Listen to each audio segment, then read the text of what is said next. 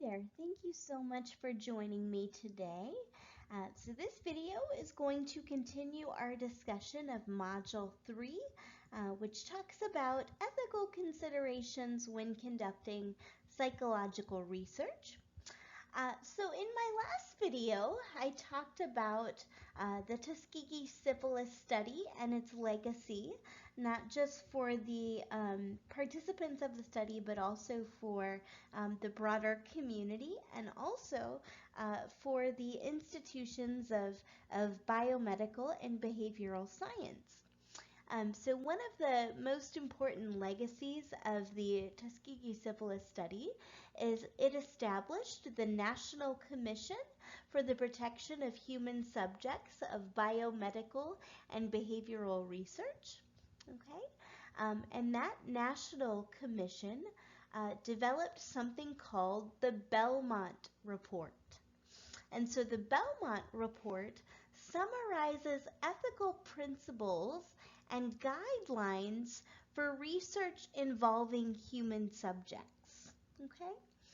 And the National Commission for the Protection of Human Subjects of Biomedical and Behavioral Research created the requirement that all federally funded universities and research institutions had to follow the Belmont Report.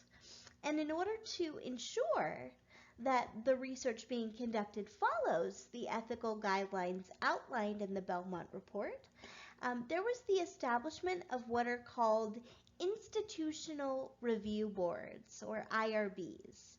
So basically, before you can conduct any behavioral research or biomedical research study, you have to get pre-approval from the Institutional Review Board, which is comprised of various researchers from a number of different disciplines, okay? And that pre-approval is going to ensure that you're following all of the ethical guidelines outlined in this Belmont report. All right, so in this particular video, I'm going to talk about the ethical guidelines that are outlined in the Belmont report and kind of what they mean, right? Okay, so let's go ahead and get started. All right, so there are 3 ethical principles that are outlined in the Belmont report. And the first ethical principle that is outlined is the principle of beneficence. Okay? So generally, what does beneficence mean? It means acting with the purpose of benefiting others. Okay? So acting with the purpose of benefiting others. And one of the most important components of the Belmont principle of beneficence is going to be the cost-benefit analysis. Remember, I told you in my first video for this module that any ethical dilemma is always going to include some consideration of the potential costs and benefits of your decision, right? So in this context, we do a cost-benefit analysis to ensure that our study's potential positive outcomes are going to exceed potentially negative outcomes or risks to participants. Okay? So we want to ensure that our study's potential positive outcomes outweigh any potential negative outcomes or risks to participants, right? So obviously the Tuskegee syphilis study represents a failure to uphold beneficence because there were no benefits to the 400 sharecroppers, and instead they were faced with incalculable risks, most notably the risk of death and the risk of passing on this very, very dangerous disease to their offspring as well. Another consideration we have to make in upholding beneficence is non-malfeasance. So non-malfeasance means that researchers should do no harm, right? Just like the oath of Hippocrates, the Hippocratic oath that all doctors have to abide by, right? Researchers also have to abide by it. So non-malfeasance means that researchers should do no harm. So we must minimize or eliminate potential risks to the participants in our study. Okay, so what are the potential risks that we have to eliminate? Well, one of those is a loss of confidentiality. So confidentiality involves, or a loss of confidentiality would involve the responses or behaviors of individual participants becoming public knowledge or the focus of public scrutiny. Okay, so assuring participants of confidentiality means that their responses will not become public knowledge. Okay.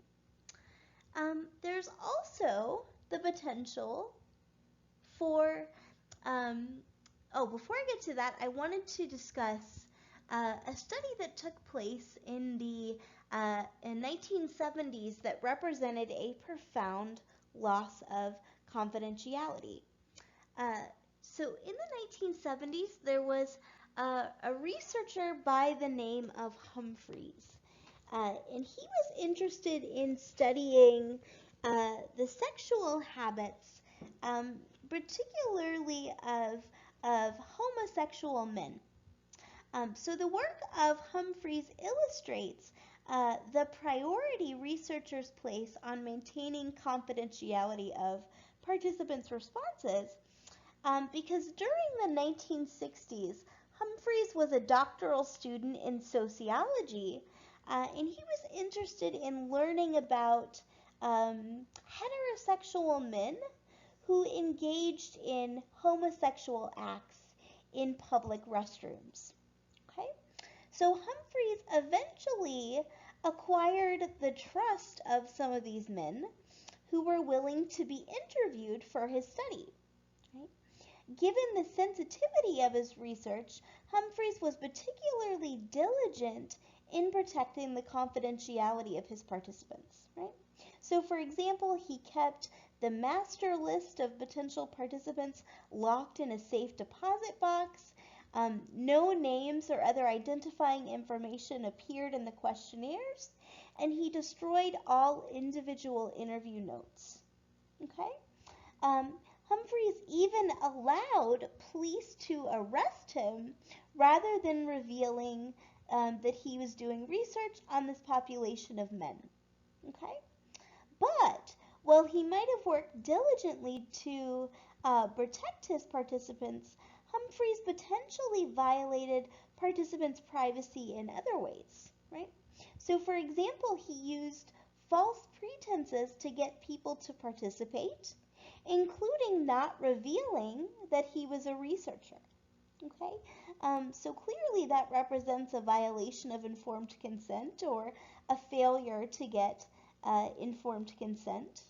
Okay, so participants may have revealed private information to him that they would have kept to themselves otherwise.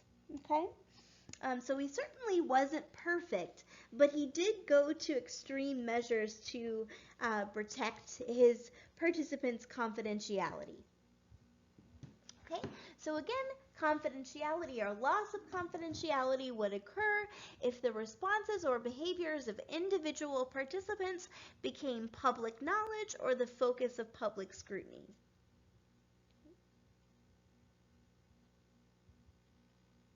Another example of potential harm that we have to protect our participants from is the loss of anonymity, right? So anonymity involves the pledge that participants' individual responses cannot link back to their personal identity, right?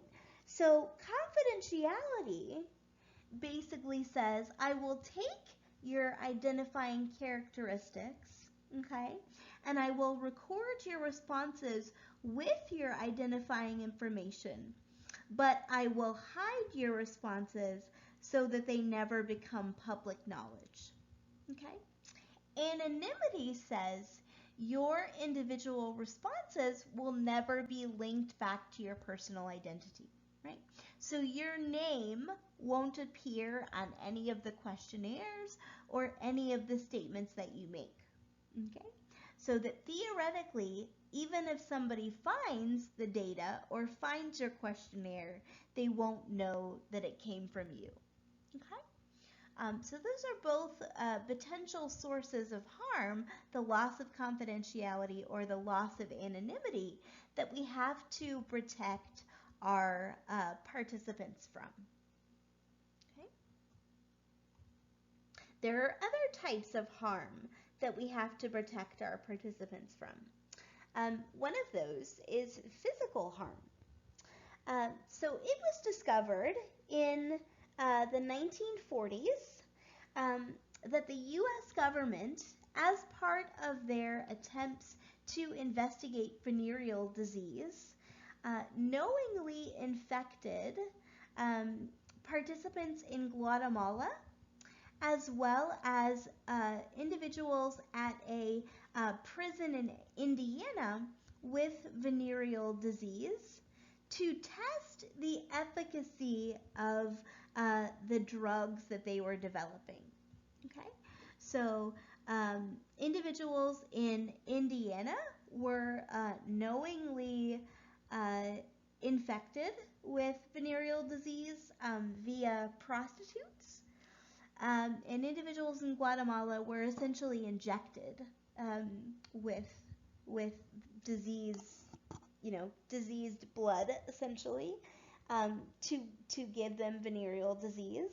And then these government officials attempted to administer the drugs they were developing to see whether they were effective or not, right? So that constitutes a very significant failure to protect physical harm, right?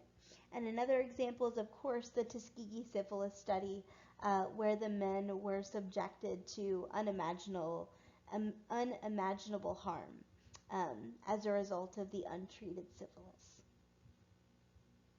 Okay? We also have to be mindful of the potential for psychological harm, right? So as I'll show you guys in just a moment, right, and I'm sure you're already familiar with this, studies like the Milgram obedience study involved significant psychological harm, as the participants believed that there was a man that they were forced to physically shock, or that they physically shocked, who was experiencing a significant cardiac event, right? So that experience induced considerable psychological harm. The participants who enrolled in the Stanford prison study allegedly also experienced a lot of psychological harm. That claim has now been disputed, but at least for some time it was believed that these participants experienced significant psychological harm. And of course, little Albert, who purportedly acquired a fear of the white rat, experienced a lot of emotional distress as well. Okay. But in addition to considering the potential types of harm that our research might incur upon participants, we also have to consider the cost of not doing research. So for example, let's suppose that you have a very promising theory about the origin of phobias, right? So you have a theory as to how people acquire phobias of things like clowns or snakes or heights, right? But in order to enact your treatment of phobias, you have to temporarily scare participants by presenting them with their phobic object, right? but you know that fear response is going to be short-lived, right? Do you continue to conduct the study, or do you choose to conduct the study, or do you not because you don't want to inflict that temporary psychological distress, right? In this case, we might say because the potential for harm is less significant, that the harm of not doing the research outweighs the potential harm of doing the research, right? Especially when we consider that phobias are the most commonly experienced psychological disorder. So depression is the most common reason that people seek treatment for a psychological disorder. But phobias is the most prevalent psychological disorder in the population. So the benefits that would be incurred by finding a successful treatment for phobias would be fairly widespread and significant, and maybe that significant benefit outweighs the temporary cost of the short-lived fear response that your participants might experience.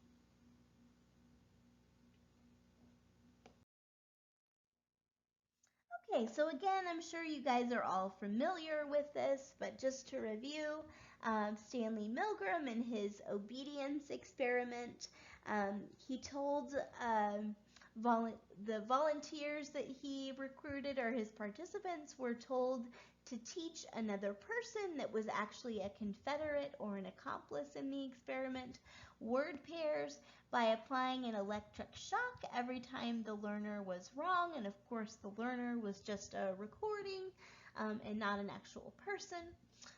The learner also told the volunteer that he had a heart condition, okay? So the objective of the study was to see how strong of a shock or participants would be willing to administer, and 65% of the teachers or the participants obeyed the experimenter's commands to continue. And they did so despite the learner's earlier mention of a heart condition and despite hearing cries of protest after they administered the shocks. And most 65% of participants went all the way up to the maximum shock. Okay? So what are the ethical considerations of this study? Well, it's primarily the degree of emotional distress that this experience caused the participants. So these were direct excerpts from Milgram's article detailing the results of this study. So it says, in a large number of cases, the degree of tension reached extremes that are rarely seen in the socio-psychological laboratory. Participants were observed to sweat, tremble, stutter, bite their lips, groan, and dig their fingernails into the flesh. Observed regular occurrence of nervous laughter. A full-blown seizure was observed for 3 participants, and one man had a seizure that was so violently convulsive that it was necessary to halt the experiment. Okay?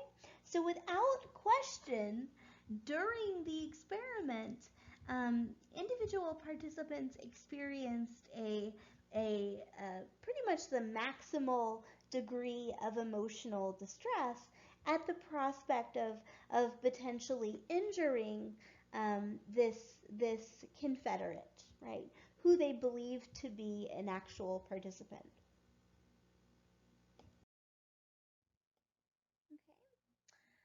So this was a response to Milgram's study, and it says, I do regard the emotional disturbance described by Milgram as potentially harmful because it could easily affect an alternation in the participant's self-image or ability to trust authorities in the future, right? So not only do participants experience significant distress during the experiment? But similar to the outcome of the Tuskegee syphilis study, right? Having a situation where an authority figure um, evokes this kind of emotional distress and psychological harm could fundamentally change the way that you view research in the future and authority figures in the future. And it could also lead to low self-esteem or feelings of self-hatred, knowing that you proceeded all the way to the highest possible shock. Okay, so again, participants experience these high levels of distress because they trusted the experimenter as an authority figure, and in many ways they wanted to please the experimenter. And for many of them, that desire was overwhelming and superseded everything else, right? And they were also significantly worried about the victim, who again alleged to have a heart condition, which could be potentially negatively impacted, one would think, by the administration of these shocks. Okay? And perhaps most harmful, right, is we expect that scientists and people put in positions of authority would do everything they can to protect the participant and make sure that when they leave the lab, they are in a positive psychological state and not in a more negative and potentially harmful state than they were when they arrived, right? And some of the most commonly experienced emotions that participants in Milgram's study reported is they felt humiliated, alienated, hostile, and insecure um, when the experiment ended. Okay. So the second Belmont principle um, that we are all required to follow is the principle of justice. So what does justice mean? Justice in this context refers to fairness in selecting study participants and in determining which participants receive the benefits of participation and which participants bear the burden of the risk, right? So for example, with the Tuskegee syphilis study, um, the 400 participants, right, because they were never told they had syphilis and they never received any treatment for the progression of the syphilis, right, they were unduly uh, forced to bear the entirety of the burden, and because they weren't given any kind of treatment, right? They weren't given any of the benefits. Okay, so they were responsible for bearing all of the costs or the burdens of the research without any of the benefits, right? So this represents a egregious failure to abide by the principle of justice. Okay. Similarly, with the 1939 Wendell Johnson study, um, where children were basically emotionally abused with the illicit objective of making them into stutterers, right? This is an example of a failure of justice because the children were orphans, right? So they didn't have any parents or any advocates to look out for their best interest and protect them from the costs of the study. And again, just like the participants in the Tuskegee syphilis study, they bore all of the burdens or risks with none of the potential benefits.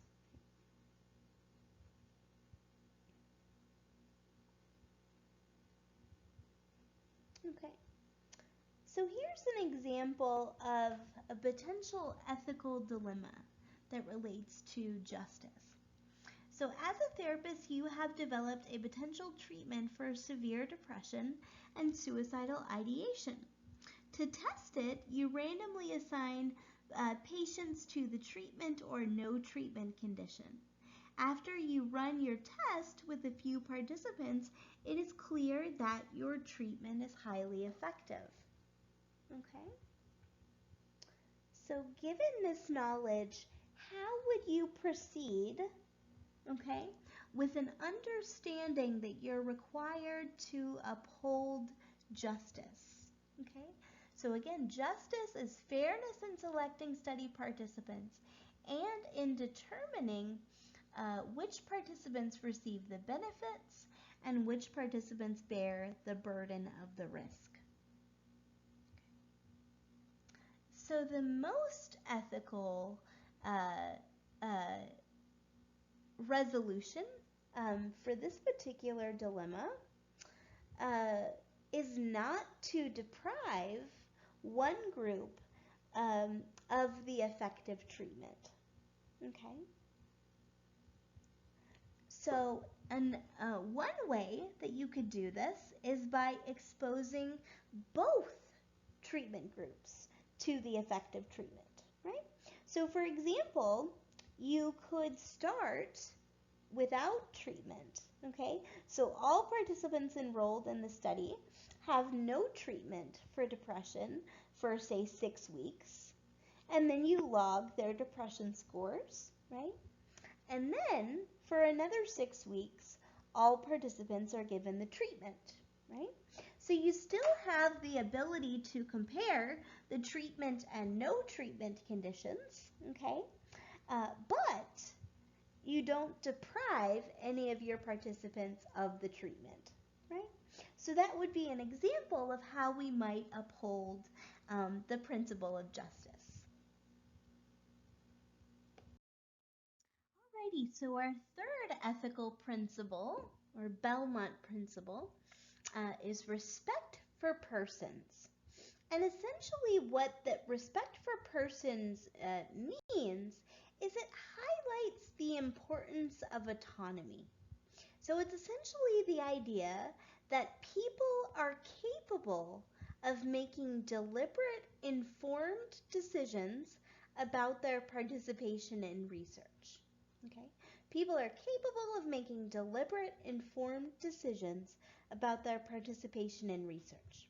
So in essence, what that means is that people should have the right to freely choose whether they want to take part in a particular study or not. So the primary vehicle that we use to uphold autonomy or respect for persons is informed consent, right? So informed consent is part of the standard ethical procedures at the beginning of a research study in which the participant learns what the study expects of them, the risks and benefits of participating, and then they freely make a choice about whether they want to participate in the study or not. So let's look at the individual components of an informed consent a little bit closer. So again, the informed consent is typically a document that is presented to a prospective participant basically as soon as they walk through the door, and they read this document, and if they agree to participate in the study, they sign it and give it back to the experimenter. So the first part of any informed consent document is going to explain the general purpose of this study, right? So for example, this study investigates the effect of listening to music on memory, future memory for a deck of playing cards or something like that. Or this study investigates the effect of altruism on social distancing compliance or something like that, right? So just in a few short sentences, it tells the participant what the researcher is investigating. One of the most important components of the informed consent form, okay, is that it communicates to participants that their participation is 100% voluntary, and that they are free to withdraw from the study at any time if they choose to. And specifically, it says that if they choose to terminate their participation, they will still receive whatever compensation they've been offered, right? So if you choose to leave for any reason, for example, you will still receive your participation credits if you're an intro psych student, or you will still receive your $10 gift card if you're participating for money, and so forth, right? So it stipulates that your participation is voluntary and that you will not be deprived of your compensation for choosing to end the study. Okay. It also indicates any potential risks that you might experience, right? So if you're involved in a investigation of an antidepressant drug, for example, or maybe if you have a very serious and rare form of cancer, if they give you a new chemotherapy drug or what have you, this is where they would apprise you of any potential side effects of the medication that you might be at risk for. And even in behavioral research studies, if there's a potential for you to experience some anxiety or stress as a result of your participation, that should be clearly communicated in the informed consent form. Okay, you're also going to be told about the potential benefits, right? So those benefits might be, Psych 101 credits, a $10 gift card, but also more broadly, the benefits of the research, right? So I investigate learning and memory, human learning and memory, and a lot of my research has direct implications, for example, for educators and also for students. So I point out in a lot of my informed consent forms that they could, as a result of their participation, learn about a groundbreaking study technique that might prove beneficial to them, or they might just improve their knowledge of memory or of psychological research or what have you, right? So you want to communicate the benefits that might result from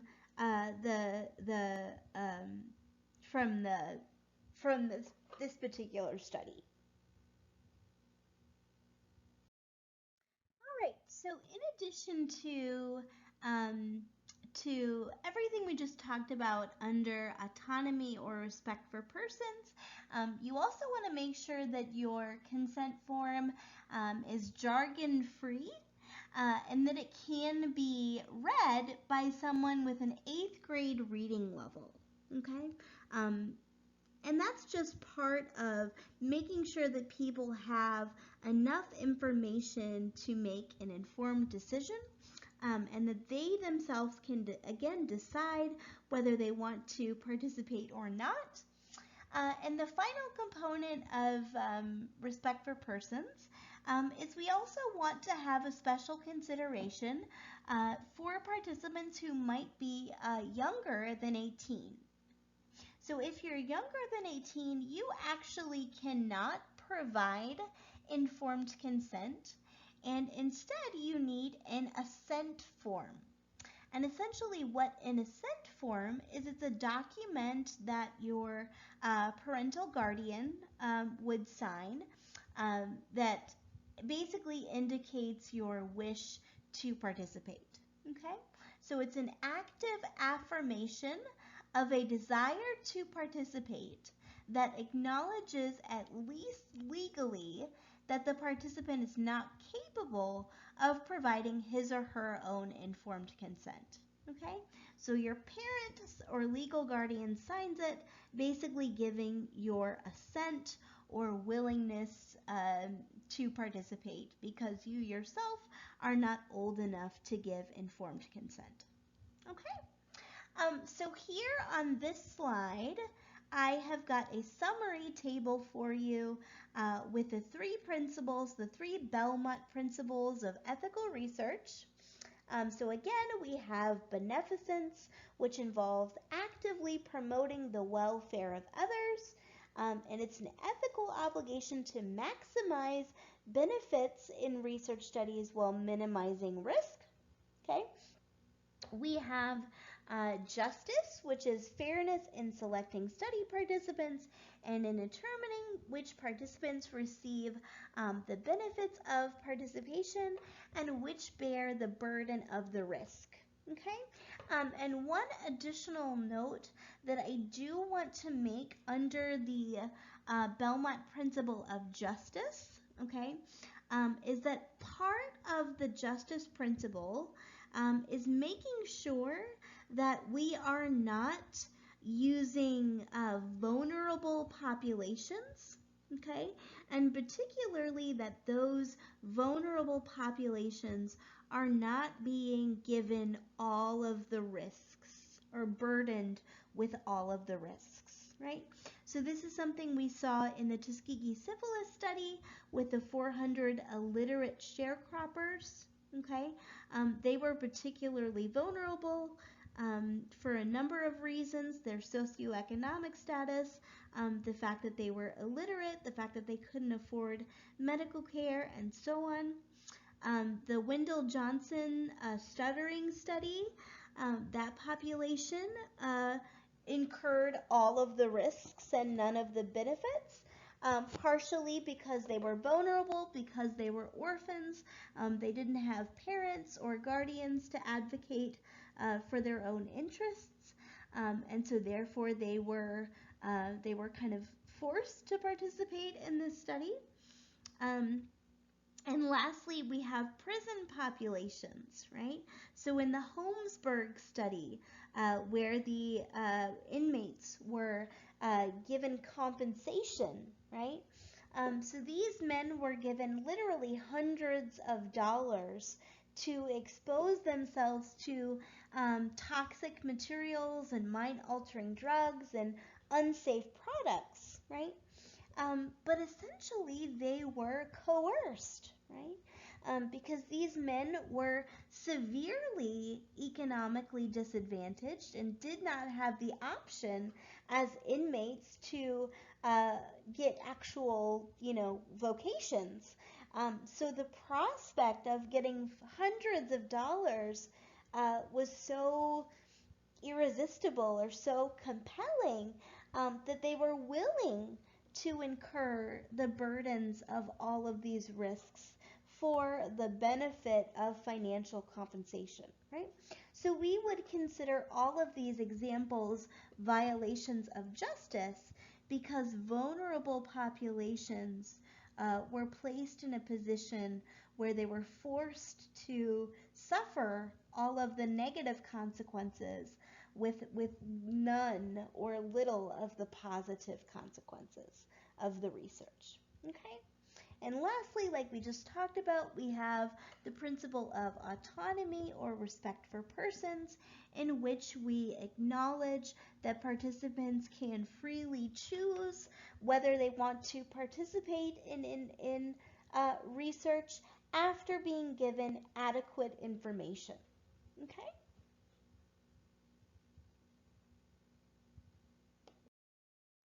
Right, so one last thing I want to talk about is deception in psychological research. So deception in this context means purposefully misleading participants for the purpose of research, right? So we see this in particularly in Stanley Milgram's obedience study, but it's also very common in other types of social psychological research or other examples of social psych research. Okay, and in fact, it's often necessary in order to study the particular constructs that we're interested in. So certainly there are cases where deception is totally permissible or allowed under the Belmont principles. Um, the only thing we have to be mindful of is making sure that that deception doesn't cause significant psychological distress, right? So we always want to minimize as much as possible the potential for participants to experience psychological harm or distress. Okay, and one of the best ways to do that is to use what we call debriefing procedures. So debriefing procedures, I'm sure for those of you who have participated in psychological studies as a intro student, is essentially where the researcher explains the purpose of the study, um, what that they've been investigating, and also, of course, they would reveal any deception that they might have used throughout the course of the experiment.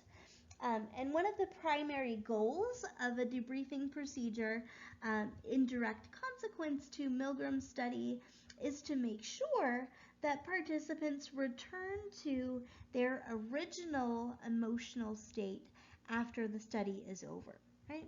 So if you've evoked any kind of psychological distress, or if you have intentionally put your participants in a negative mood state, to assess the consequences of that mood state, you would want to make sure to return participants to their original state before allowing them to leave the study. Again, IRBs, every institution that receives federal funding and conducts research must have an institutional review board. So the committees review proposals of research and evaluate whether they adhere to the Belmont principles or not.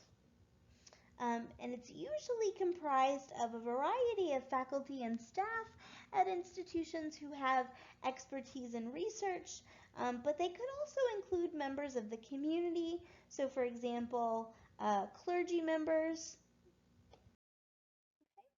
And there are different classifications that the IRB uses when evaluating research.